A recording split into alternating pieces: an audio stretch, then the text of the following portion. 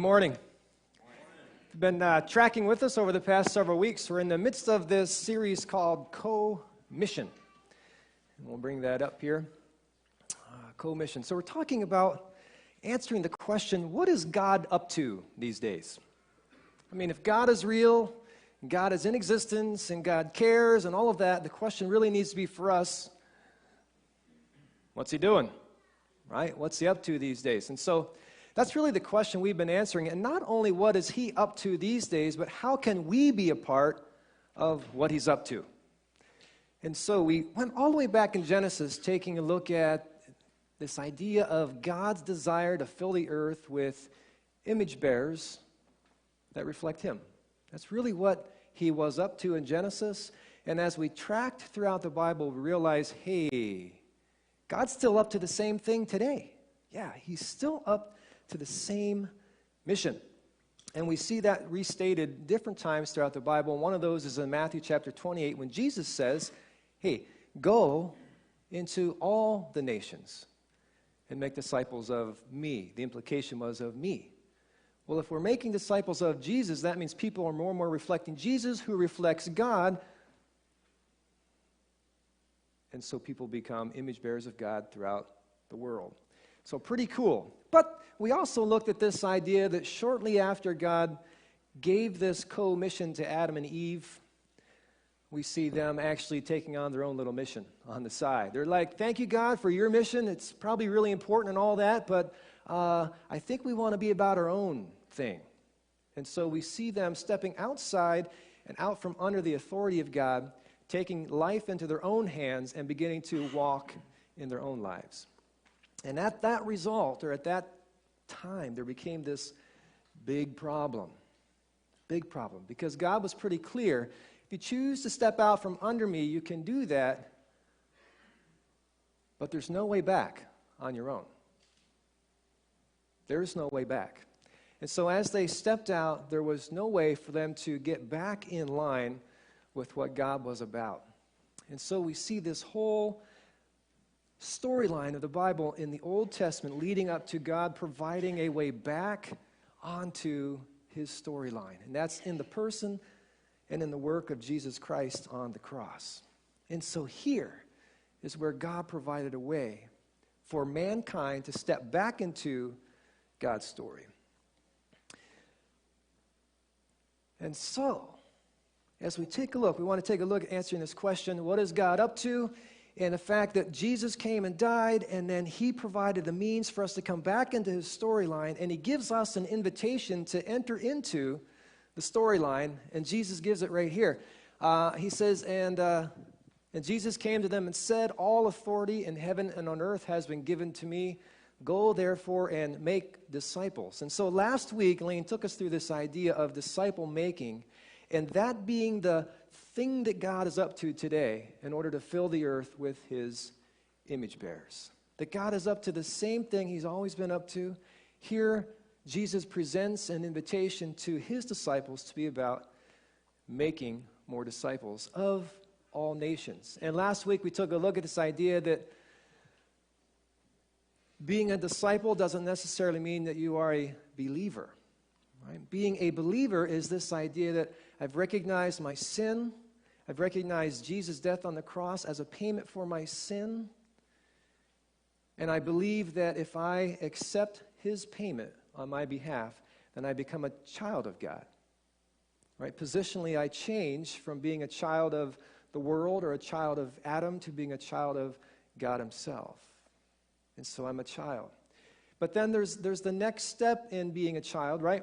We know just from nature that a child doesn't always stay a child. At least we hope that's not the case. Sometimes that is the case, right? When a child remains a child, they're 25 years old and they're still a child. But in nature, the process is a child doesn't stay a child, they grow. And so God has provided the means for us to not stay just a child, but to grow into maturity. And that's this process of making disciples. So a disciple is someone who chooses to say, I want to follow Jesus. And through action then, they begin this process of following Jesus. And we learned last week it's not just me and my little process of following Jesus, but it's we and our process together in following Jesus. And that's the primary means by which we're made into his image.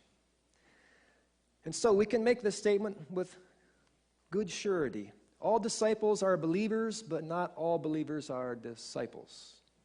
I think that helps to distinguish between the two. All disciples must be believers, but not all believers are disciples. And so we looked at that last week. And through the series, we've been going intentionally slow, right? Slow to the point that people are getting anxious, I think. We keep hearing the questions coming in. So what do I do? What do I do to become part of God's storyline? How do I get into that? What am I supposed to do? What does that look like? And we're like, whoa, hold on. We don't want to jump right into that yet. Yeah, we don't want to go into it yet. Because it takes time for some of these concepts really to take root in our minds. And here's the thing. We can mentally assent, oh, I understand the idea of making disciples. I understand that God wants to use this process in order to make image bearers. That's all good in terms of intellectual. We have to understand it first. But really, we're more interested in what's going on down here inside the heart with that. Have you really come to the point of believing that this is really what God is about? He is about filling the earth with image bearers. And then going beyond that, do you believe that Jesus Christ has the authority over all heaven and all earth? And that he wants to build his church through you as you come under and operate in his authority? Do you believe that? And if we say, yeah, I believe that, then the next question is, okay, how does my life reflect that? You see, and that's where heart business is done at that level. Okay, so if I say I believe these things, eventually it has to get down into how does my life reflect these things? And if it doesn't, then it really is only a matter of mental assent, understanding it in the mind, but not embracing it in the heart. And so for us, we really believe this. Being in God's story is less about what you're doing and more about why you're doing it. Being in God's story is less about the what that you're doing and more about the why. And that is why we've intentionally taken the last 4 weeks to unwrap this, to unpack this. Because we don't want to be just about doing good things and not really knowing what the aim is or why we're doing those. What can happen is this. If we're doing things under the wrong motivation or it's not informed by the right things, then when the doing gets tough, we may not stay true to what we're doing because we haven't really embraced the bigger picture of why we're doing it. This is another thing that can happen. We can get off track in our doing because we'll continue to do the same things even when it's not working because we were told this is what we should be doing. If you don't know why you're doing what you're doing, then you can't really assess what you're doing and if it's effective or not. And if you can't assess it based on something that's guiding it, then you just kind of keep doing what you're doing even if it becomes ineffective and doesn't accomplish what you initially intended. And so we can get off track very easily. And I think this is the picture of the Western church, right? Anytime you try to incorporate change within the church, it's really difficult. And I think it's mostly difficult because people aren't understanding the bigger picture of why change. Why do I change? Why should we change? That should really be answered well by leaders in the church. And then we want to implement change based upon the why. And so do things differently based on the why. So we can get off track in our doing. That's another thing that occurs. And we can actually get to this point, that we believe that what we're doing is God's will, when in fact it may not even be his will.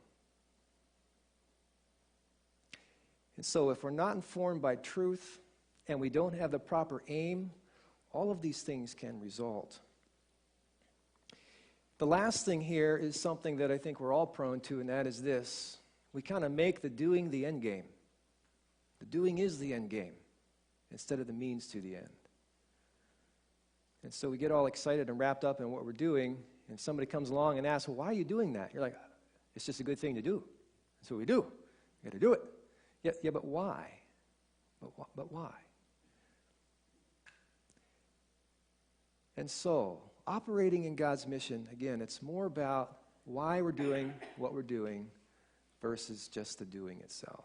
That's why we've taken so long to get to the doing part. That's also why Lane last week listed about 5 things, and he sort of hammered on those, and a lot of us went away going, wait a minute, I do those things. Is he saying all the stuff I've been doing is wrong? Right? He said, having an accountability partner, that's not making disciples. Reading a Christian book together, that's not making disciples. Listening to a podcast, that's not making disciples. Small group Bible study, that's not making disciples. Participating in serving ministries, that's not making disciples.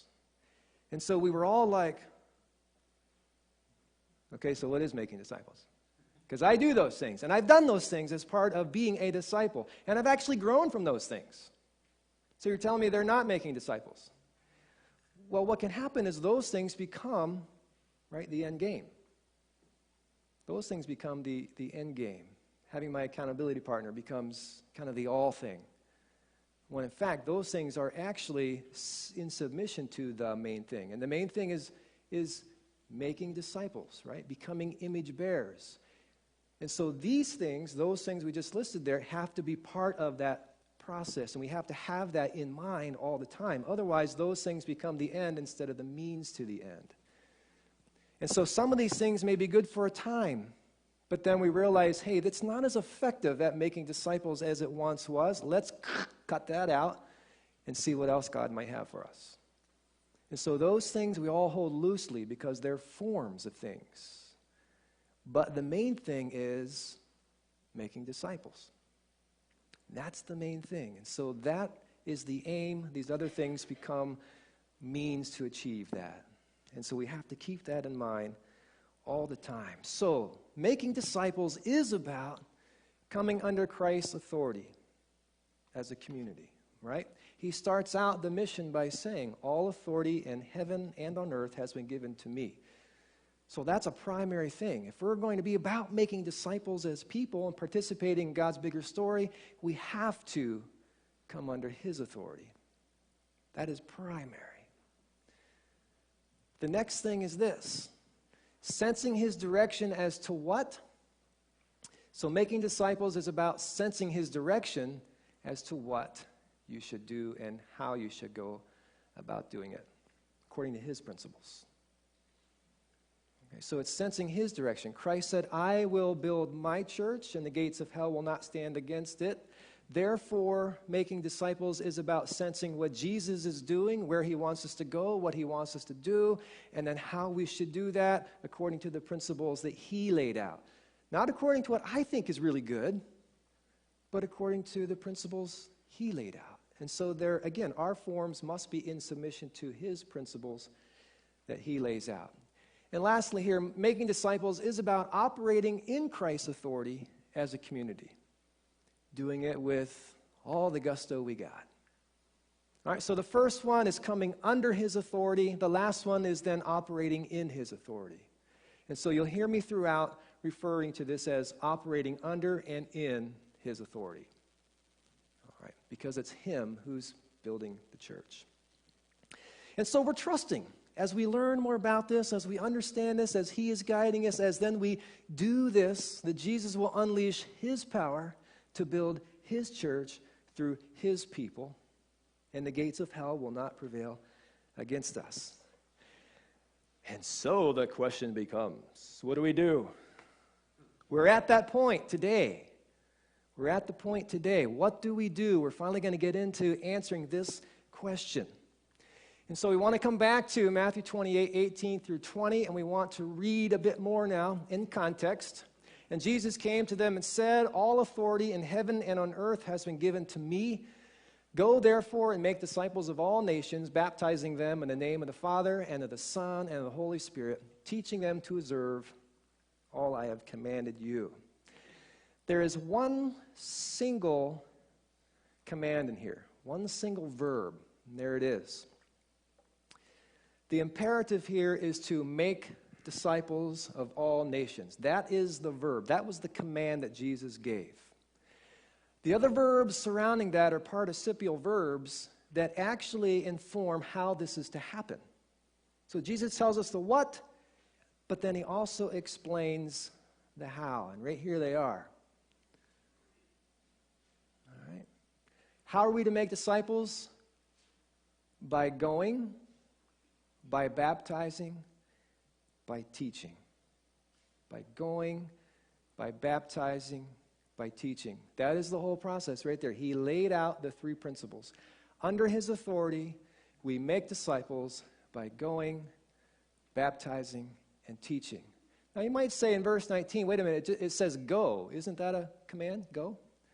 Well, when you look back into the original text, go there is actually a participle. It's like the English words that end in ing. So it's really a participle, going, and it modifies how to make the disciples. So we call this the posture of going. You know, that's the thing we're going to look at today. So how do we make disciples? We're going to focus on the going aspect today, the going. But before we get into that, I want to introduce to you three truth statements, three propositions here related to these. I'm calling them postulates just for fun. Three postulates. First postulate, I think, that we must accept. Jesus demonstrated how to make disciples. Right? He wasn't calling them to something that was foreign to them. He was calling them to something that he himself modeled and demonstrated. Therefore, Jesus must have modeled how to make disciples by going, baptizing, and teaching. That's the first thing we're accepting here, is Jesus modeled all of these. Now, you might say, I can't recall any time in the gospel Jesus actually baptized anybody. I think you're right. But that's not the point of today's lesson. We're going to let Lane talk about that next week. Yeah. Hi, Lane. Lane is in Seattle right now, and I think he's watching the live video feed. And so we can just say hi to Lane and say, buddy, that's on you for next week. Bring it on. Bring it on. The second postulate that we're accepting is this: going, baptizing, and teaching are best accomplished in the context of community. It doesn't mean they can't happen on an individual level, but the primary and best, most effective way these happen is in the context of missional community. All right. Second thing that we're accepting. Third thing, and this one stood out to me actually last week during Lane's message, and then as I was pondering more this week, going, baptizing, and teaching simultaneously reach lost people and grow believers. What do I mean by that? Let me unpack that a little bit more. The traditional concept that I grew up under was this: going is how we reach lost people. Baptizing is the way that people make a public profession of their faith. And then the teaching was how believers grow. And what I'm proposing is this: the traditional concept isn't really what Christ had in mind here. The concept he had in mind was this: that going both causes believers to grow and unbelievers to be reached. Baptizing is a growth process that believers enter into, as well as the way in which unbelievers are reached. And teaching also grows believers, but it is the way that unbelievers are reached. And so all three of these simultaneously accomplish the goal of making disciples, which intertwined in that is lost people are reached, believers grow. And all three accomplish these simultaneously. That it's not broken down into different categories. Does that make sense to you? Okay, so these are the three things that we're accepting. All right. And Jesus modeled all of it. Now, if he modeled it, then what are some principles that he modeled for us that we can actually grab onto and can be part of the fabric of our communities? What are those principles? We see Paul, who's a guy in the New Testament, actually bringing some of those principles out in Philippians chapter 2. So at the beginning of this chapter, Paul was like, okay, guys, I'd like you to be of the same mind, of the same heart, same spirit, like-minded, that sort of thing. And, hey, guys, don't do anything out of selfish ambition or in vain conceit centered on you, but in humility consider other people better than yourself. So he was trying to coach them, instruct them on the way that they were to live and operate together. And then he says this, let me give an example, he says. You should have this mind among yourselves, which is yours in Christ Jesus. So he says, let's consider the attitude that Christ had when he actually came to the earth. Let's consider that in the way that we're operating.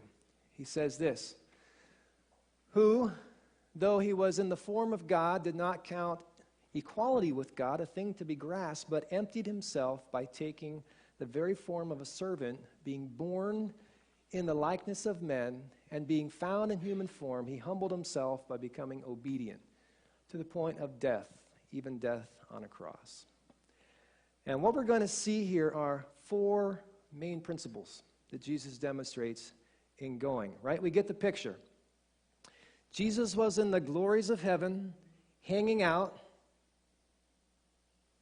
and he left there and went to the earth. Jesus went. He was going. You got it? Left the glories of heaven to go to the earth. And so what are some of the things here that we can see? Let's take a look. First thing that comes out is this. Maybe, if I can get this thing to advance. Right there. All right, Jesus Christ did not count equality with God a thing to be grasped. Some of your Bibles will say cling to, but emptied himself. He did not count equality with God a thing to be grasped, but emptied himself. Okay, keep in mind, this is Jesus coming at the point when he says, I'm going to go. I'm going to go over there. And the first thing he had to do was to say, I'm not going to cling to what I have here. I've got to let that go. I've got to empty myself before I can go. And so that's the first principle we see in operation here. Jesus made a decision to sacrifice his status, his position, and his comfort. His status, his position, and his comfort in order to go. Let's think about this for a minute. What did he give up, right? He was in the position of authority on the same level as God the Father. He did not count equality with God. Okay, so he was equal with God the Father in heaven. He was in the presence of continual worship from angels. He had servants of all kinds at his beck and call. It was a comfortable position, very comfortable, away from all the perils of sin that you and I have to deal with on a daily basis. There was no sickness there. There's no death in heaven. There's no disease. There's no war. It's pretty comfortable. It's a very comfortable place. You and I dream about being there someday in a place where that's true. So in his position and his status and his comfort, he says, I'm not going to cling to all that. I'm going to let that go. I'm going to empty myself of these privileges so I can go. That's pretty big right there. That's pretty big. I know when I think about going, this is really hard. In fact, this is the primary decision that must be made. Am I willing to let go of my status, my position, and most of all, my comfort? Am I willing to let go of that, to sacrifice that, so that I can move over here into a place that might be more stinky than my house, more uncomfortable, around people that I don't necessarily like to hang out with? They're not my peeps. I wouldn't necessarily be here, right? That's a tough decision to make.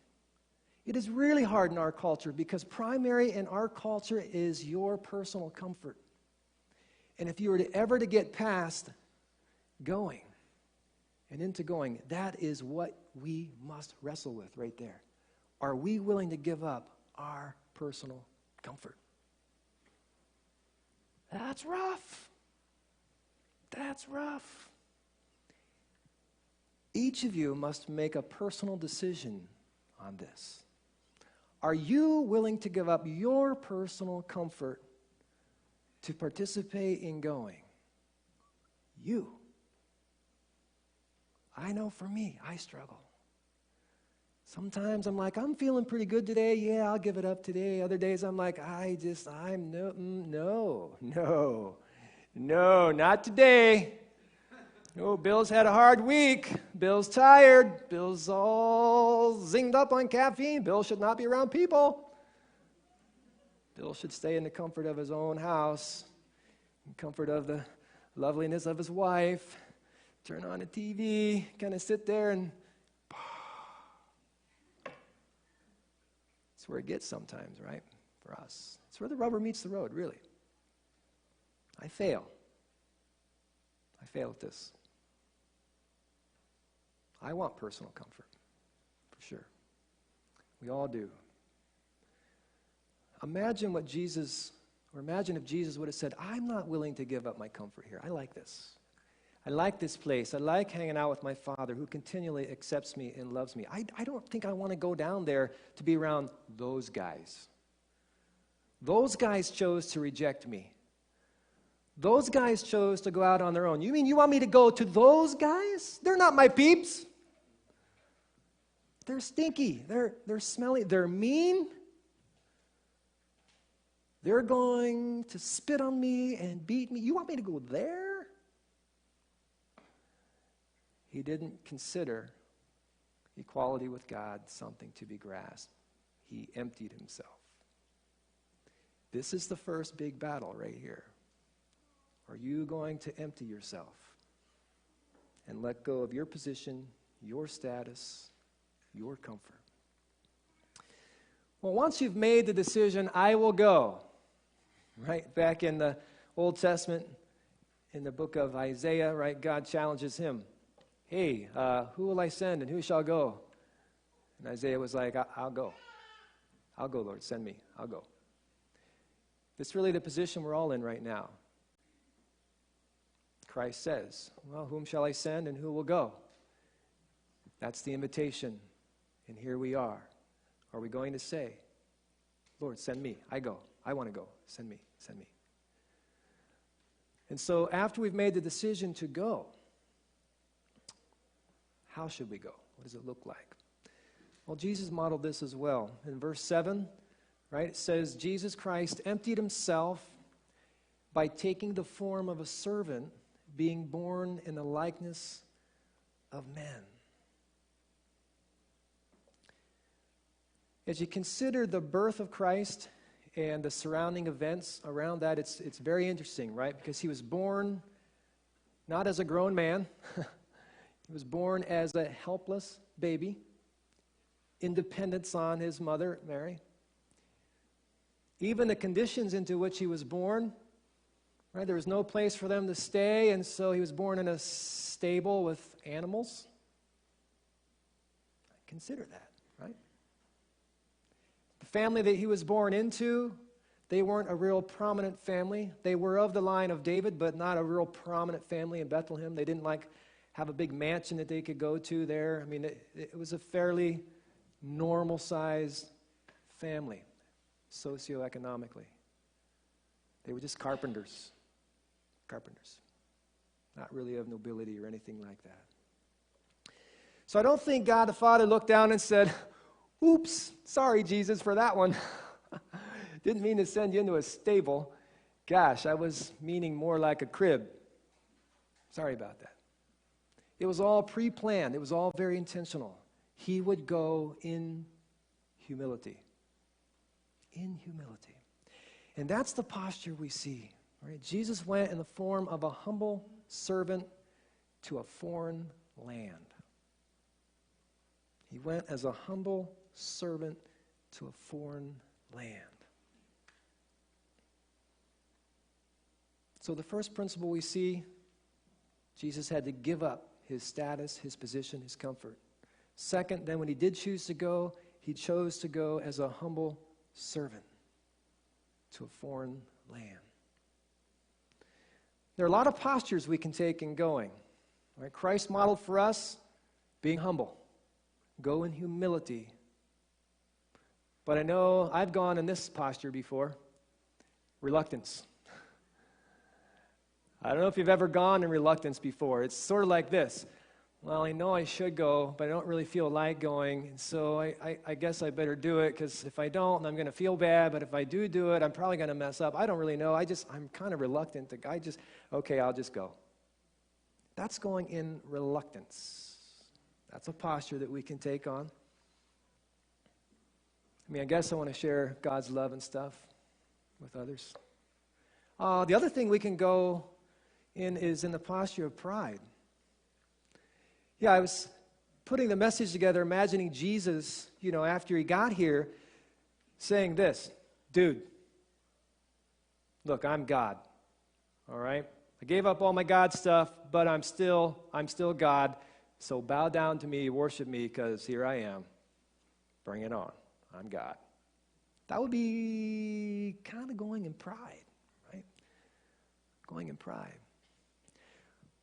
For us, I wonder what it looks like sometimes, right? We're thinking, I got to go over there to these people. They're messy. Their lives are all messed up. And so we sort of go in judgment of them already. And so by the time we get there, we're not really in a position to humbly serve them. We're more like, dude, you need God. Your life is messed up. Don't get near me because your sin's going to mess me up. Just go over there and go to Jesus. He'll fix you, and then we can be friends after that. Right? That's going in pride. I got life figured out. I got Jesus. You need Jesus. Until that happens, woo-hoo-hoo, you are a messy dude. You stay over there by yourself. Right. It may not come out like that. In our minds, we may not use those actual words, but in our hearts, we can already preconceive judgment on people because of where they're at in life, what they're struggling with in life, who they are. That's not going in humility.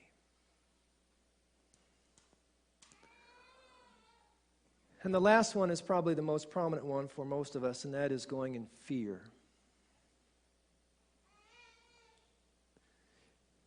Here's the prayer of a fearful person going. It's my prayer. Oh, please, Lord, don't let me get hurt. I don't want to get hurt in this. Lord, I'm afraid I'll say the wrong things. Just help me say all the right things, because I'm afraid if I say the wrong things, I'm going to misrepresent you, and I might be rejected by that person. I really hate rejection. So just help me out here. All right, so we go in fear instead of in humility to serve. So if our going is to be effective, then we must go in community and in humility. It's the only way that we'll actually experience the growth that God has for us and believers to see the best effective presentation of Jesus that there is. It's going as a community in humility in that posture. So for those of us that have gone before, I wonder what your posture is, right? What do you bend towards? You bend towards humility, reluctance, pride, fear. What is it? What is it? All right. So we got these two principles so far, right? Jesus had to make the decision to sacrifice his status, his position, his comfort. Next, Jesus went in the posture of a humble servant off his soil and onto foreign lands. Right. Okay, the next one here. This is really important too. And being found in human form, Jesus humbled himself by becoming obedient to the point of death, even death on a cross. Think about the relationship of obedience. Think about this for a moment. All right, obedience is never just one person being obedient. You can't, as an individual, be obedient. You're always in obedience to someone or something. There's always a second entity. Does that make sense? You're in obedience to something or to someone. Obedience requires at least two. At least two. One being obedient and the other one being the person that's being obedient to. All right? There's two involved. So for Jesus, we've got to ask the question, what was Jesus obedient to? Or to whom was Jesus' obedience? Well, I think we can answer this, right? As we take a look at different places in Matthew, Mark, Luke, and John, Jesus actually explicitly says, all right, here he says, truly, truly, I say to you, the Son cannot or can do nothing of his own accord, but only what he sees the Father doing. So here we see Jesus, it's like, hey, I don't do these things my own ways. I do what I see the Father doing. Okay, so we see there a relationship between him and the Father. Next, he says this, I do nothing on my own authority, but I speak just as the Father taught me to speak. And so in Jesus doing, he's under the Father's authority. In Jesus speaking, he's under the Father's authority. Here in John chapter 14, he says this, I do as the Father has commanded me.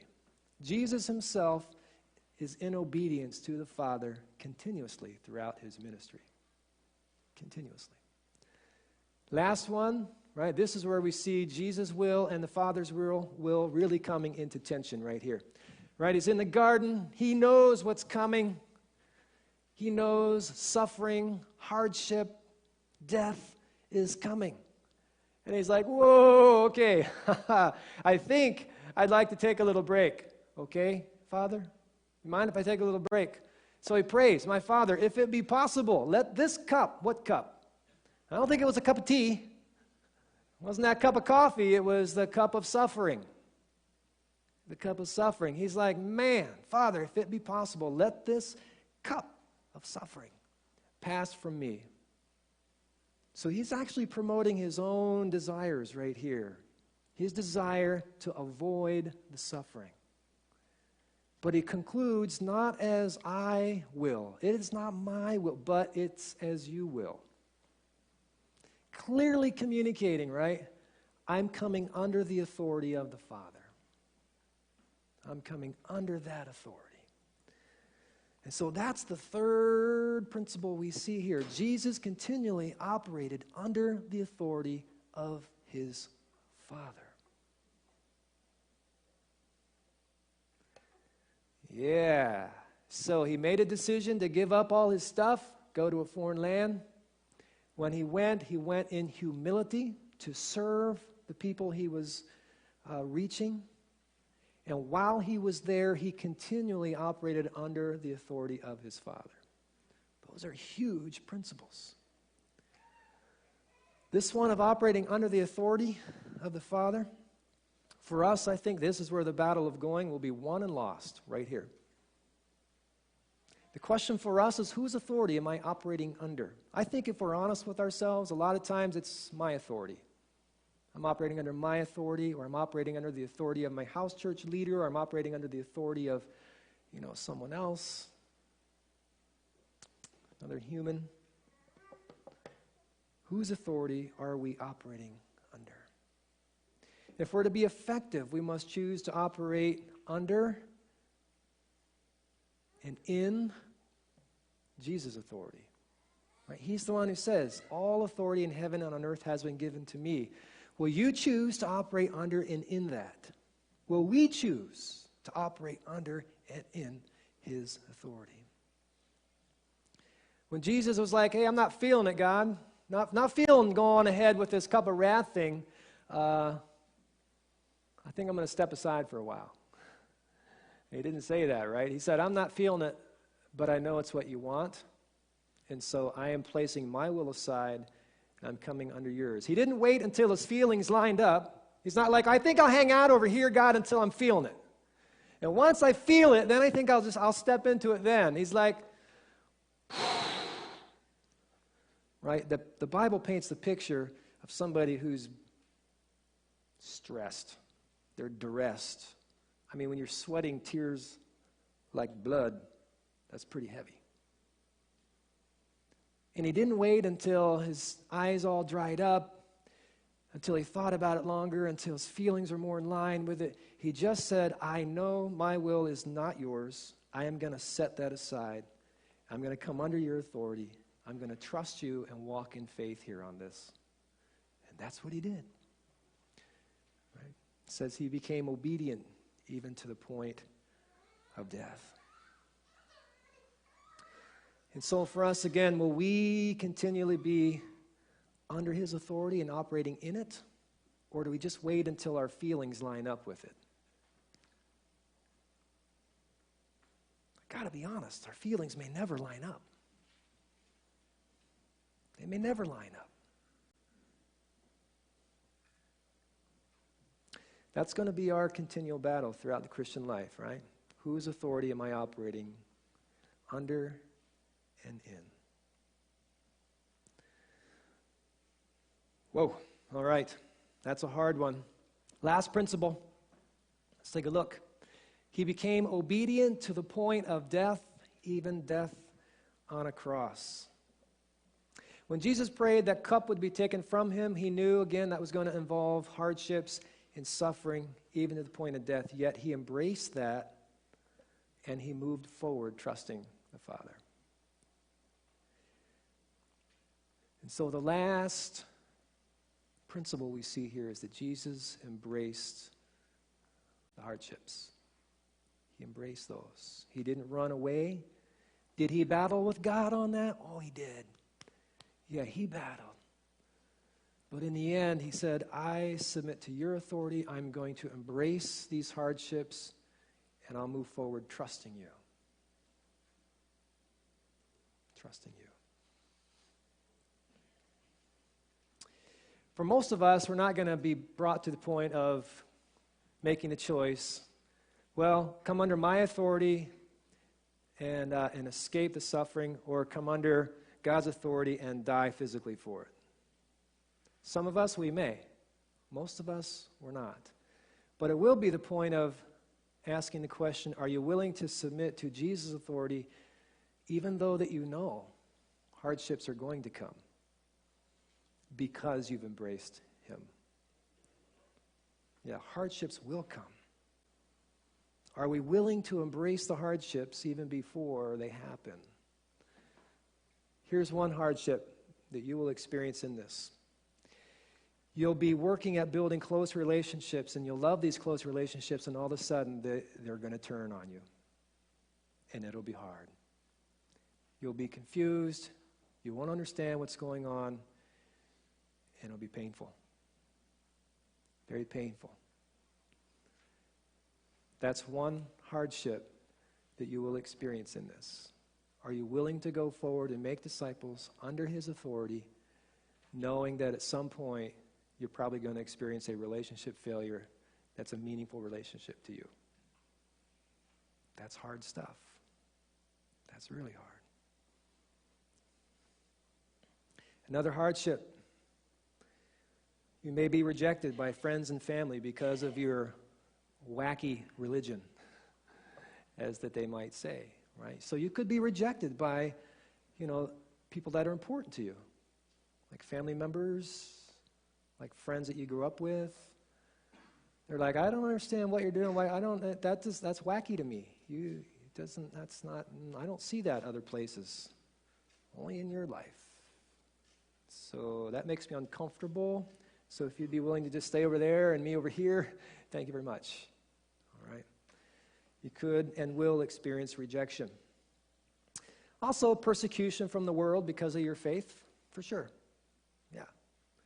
You may be passed up on promotions. You may be overlooked on certain things. You may actually be targeted in terms of your possessions because you're a believer. Are you willing to embrace the hardship? And the other one is really a choice as well, right? Because you're living in a way that you're taking on a posture of going you're in humility, you're investing in the lives of people, you come up eventually against the world system that says you need to put more time in at work. Man, you need that promotion. You deserve that promotion. You need to work not 40 or 50 hours a week, but 70 or 80 is what you need. And that will really be the thing that brings you the most joy in life. And you're like, but if I work that much, I can't invest over here. I can't be in the posture of going if I'm committing my life in that amount to this thing. And there'll be a clash there. So you may experience a hardship of passing up certain promotions at work. Maybe living in what others would consider unfavorable conditions. You make a conscious effort and choice to leave the comfort of this area, to move over to another area, and to live in that area. That's what missionaries do. That's what they do. And also the hardship of being just, misunderstood and all that. And then we've got the last hardship, which is the one that kind of underlines all this, and that is Satan himself. Right? When you say, I'm going to step in line with God's mission, I'm going to give up this, I'm going to go in humility, and I'm going to trust God in this and come under his authority. And as we begin to move in that direction, Satan's like, beep, beep, beep, beep, beep, beep, beep, beep, pew, pew, pew, pew, right there. We got to target this guy. Uh-oh. There's some serious stuff that's going to happen here. God's going to unleash his power. That person's going to grow. Other people are going to experience growth. People are going to actually be redeemed here. We beep, beep, beep, beep, beep, beep. You become a target. And life becomes quite challenging. You will become a target. No doubt about it. If Satan is real and active and playing his role, you will be a target. Are you willing to embrace that hardship? He will mess with your relationships with your kids. He will mess with your relationships with your spouse. He will mess with your relationships with people in the church. He will try to mess with everything so that our attention is diverted off of being in line with God's mission and onto fixing the problem over here. I think both can occur, though. The problem can be fixed while we're in the process of pursuing God's mission. Wow. Here's the truth, right? In Hebrews chapter 2, it says, Jesus Christ through suffering was perfected. Now we understand it wasn't a moral perfection because he was sinless, but it was one thing that God used in order to prepare him for his position of operating as the mediator for us between us and God the Father. And so if God used suffering as a means of perfecting Jesus for a role that he was to play, I think he's probably still about using suffering in our lives as a means of molding us as a disciple. And so we can expect that, for sure. Yeah, we can expect that. So we've got these 4 principles here of going. Now, instead of looking at them and applying them to Jesus, we must apply them to me and you. All right? You must make the decision to give up your comfort and status. If you want to be about going, and that aspect of making disciples, right here, you must make the decision to give it up. Give it up. This is the first and most important thing. Are you willing to give up your comfort, your position, your status? Second thing, you must go in the posture of humility, willingly, to their locations. You must go in the posture of humility to their locations, on foreign soil, in humility. Jesus modeled this. Third thing, you must operate under and in Jesus' authority. This keeps us centered on what Jesus is about. It keeps us trusting in his power to work. If Jesus is the Word of God and the Word became flesh and dwelt among us, then God's Word becomes the primary authority that we come under. Because the Word is Jesus, and we come under that, and we submit to that. And we make mistakes in that. And we experience God's love and grace through that. But we must make the choice to come under and operate in his authority. And the last one is you must embrace hardships. During hardships, oftentimes we question, is this really of God? Because it seems like if this was of God, I wouldn't experience hardships. That is a deception that Satan puts out there. Come on, right? We know. Jesus said, if I experience these things, you're gonna. Why would we think we wouldn't experience hardships as a child of God when Jesus himself experienced those? And we're going to experience hardships for sure. Yeah, for sure. Peter experienced hardships. Paul experienced hardships. Countless others who've gone before us in history who have said, I'm going to make God's mission my own, experienced hardships. We will. We will. And so we must move forward embracing that. So these are it right here. Now, we haven't gotten to what it looks like yet. We haven't gotten to that yet. Before we get there, I want to look at some misconceptions. Right? Misconceptions of what going is. Going misconceptions. Number one, putting on a great church service that attracts unbelievers. This is a process by which the Western church has really implemented in order to be about going. Now think about it. What is the issue with this? We're going to put on a great church service that attracts unbelievers.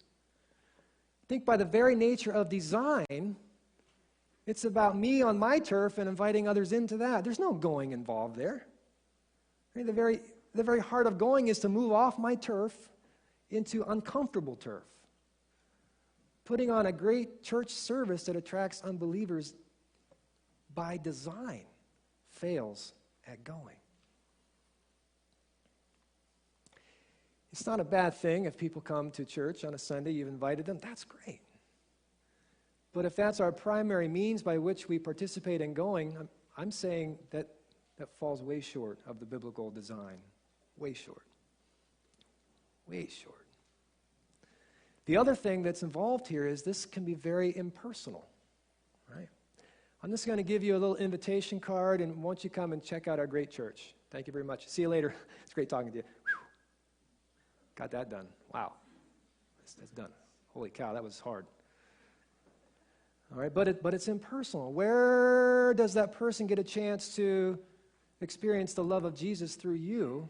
Where do they get the chance to experience the love of Jesus transacting between other believers? It's not going on there. It's not going on. Second misconception, now handing out tracts on a street corner or at a large event is going. Well, by design, you are going to an uncomfortable location, for sure. All right? By design, you are going. But again, it lacks that personal transaction of love. Personal transaction of love between believers. Right? And it's also, it doesn't require much interaction with a person. You're just sort of handing out a tract. Hey, read this. I'll pray for you. Now, the question is this. Has God used these kinds of things? Has he used churches putting on great services and inviting people to come in? He has. Yeah. Yes, he has. Has God used tracts in the lives of people who've received those on street corners, in bathrooms, and other locations? Yes. He has used those.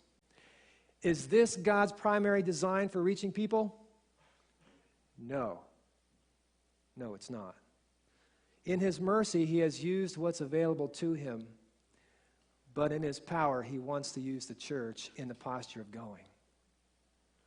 And so while these things have returned some fruit, I think they really lack the power of God at work because they're not in line with his design. His design is to be about a community of people who say, we want to be about going. We're willing to sacrifice our comfort. We're willing to come under Christ's authority. We're willing to go in humility to a foreign land. And we are going to embrace hardships while we're doing this. And we're going to go together and we're going to trust God to work here. That's the design. That's the design. How about this one? Inviting new people to house church. I think this is closer to the model, right? At least in a house church setting, there's personal relationships going on there. Somebody can come into that. I'm not saying don't invite people to a house church. I'm not saying that at all. But if that becomes our primary means by which we're going, again, I think it lacks. I think it lacks. And I think it's obvious how that happens or how it is lacking. And so how should your house church participate in going? Well, right, we got to consider these 4 principles here. All right, it starts with each person saying, I'm willing to sacrifice my position, my status, my comfort. And then as a group saying, we are willing to sacrifice our comfort here. And then as a group, we embrace this posture of humility. We're going to go in humility. As a group, we want to come under and operate in Jesus' authority. And as a group together, we're talking about, we're going to embrace hardships. Right? This is a we thing. Each of us individually have to come to the decision that I'm going to do these. But you on yourself lack. Okay? You lack the context of the community, and so you will not be as effective. Once you as an individual makes a decision, I'm about these things, then we as a group have to collectively say, okay, if we're about these things, what does it look like for us? And that should be driving the forms, the things that we come up with that are going to be about these things. And so guess what? That all depends on your group. I can't stand up here and say, your group needs to go do this.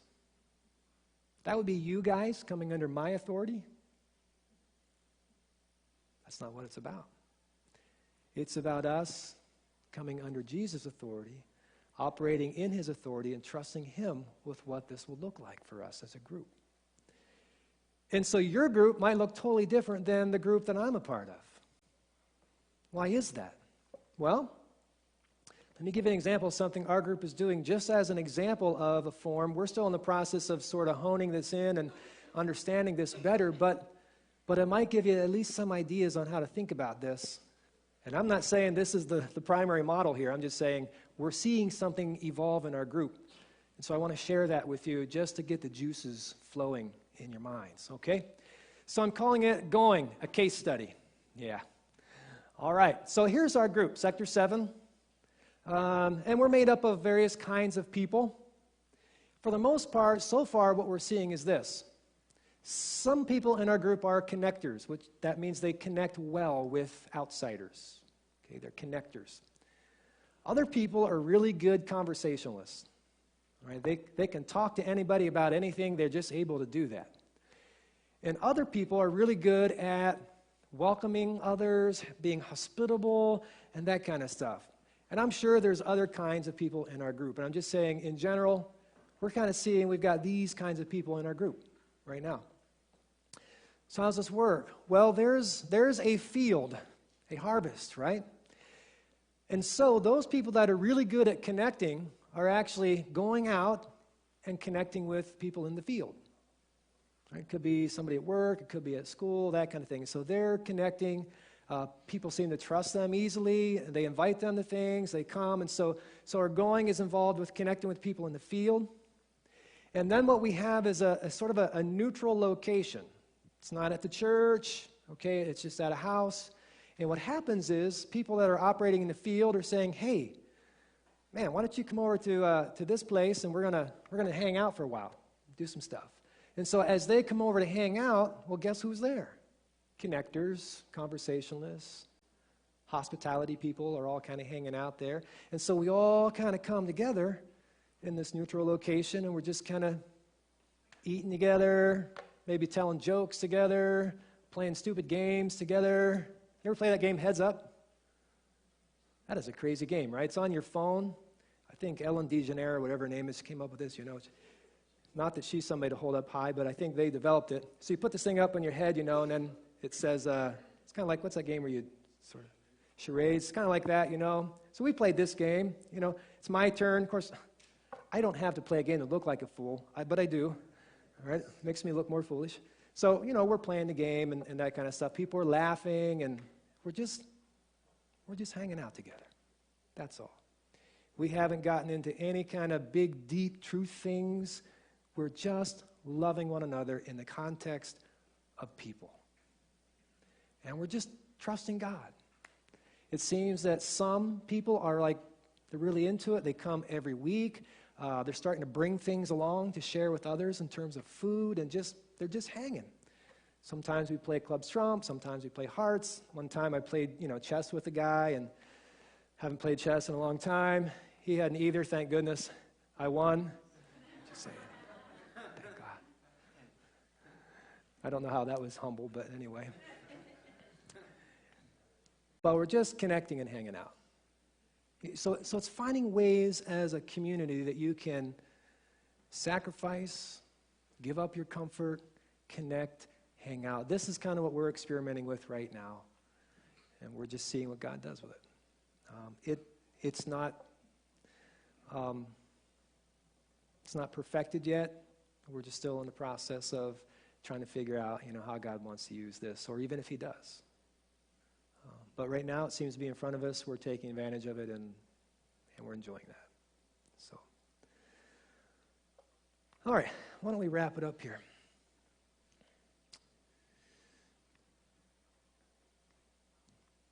So making disciples is what God's about, right? That's what we see in Matthew 28, and it's modified by these three participles that explain how: by going, by teaching, and baptizing. Jesus modeled all of these. All right, so He modeled all of these: baptizing, teaching, going. They're to be implemented in community to be most effective. They simultaneously reach lost people and grow believers. That's just what's going to happen as we're involved in these things. All right. Going itself involves sacrifice, taking on the posture of humility as you go to a foreign soil, operating under Jesus and in His authority, and embracing hardships. Going involves all of those principles. And these principles have to be uniquely implemented into your group, depending upon the makeup of your group. The gifts that are in your group, the people that are in your group, kind of where your group has opportunity to reach out to people. All of that's going to play into what going looks like for you guys.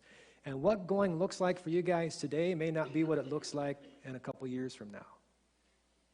All right? So the forms of going we have to hold loosely. The principles will always be in play. They'll always be in play. So, I think that's about it. Let's wrap it up there. At this point in time, I'd like to do a couple things. One is, if the helpers who are receiving the offering would want to just start receiving that this morning, that'd be great.